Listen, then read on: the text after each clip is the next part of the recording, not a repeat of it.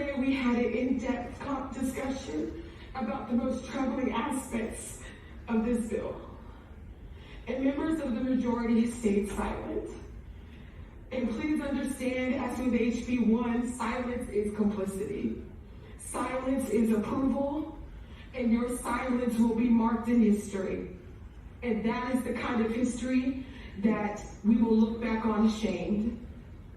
We talked about genital examinations, and I know for a fact if any member's child would be subjected to what this bill suggests, y'all would be raising sand. You would hire the best attorney and you would fight this bill. You know the harm, you know the danger. I have not heard a good answer. When I asked the bill sponsor, I asked you, I said, when we're talking about examinations, you indicated you would accept the FHSAA's guidance, but yet their guidance isn't good enough when we're talking about this bill, so you have to make it make sense to me, because it doesn't make any sense. If we pass this bill in this house, please understand, we're legislating state-sanctioned sexual assault against children.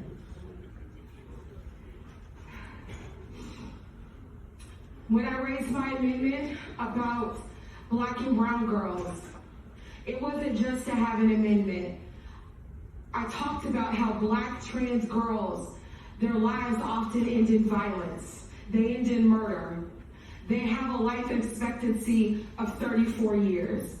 And I was speaking of Brayla Stone at 17 years old, murdered, killed, because she was trans.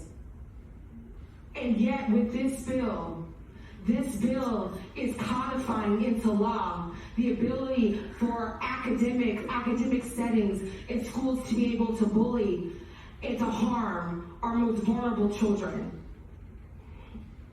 Children are children, transgender, cisgender, and they deserve to be loved, supported, and honored for who they are. They deserve childhoods filled with joy and wonder. And I submit to you, our trans children deserve even more because they are our most vulnerable. So I will say this, I know this bill is going to pass, but we shall overcome because the arc of the moral universe is long, but it bends towards justice.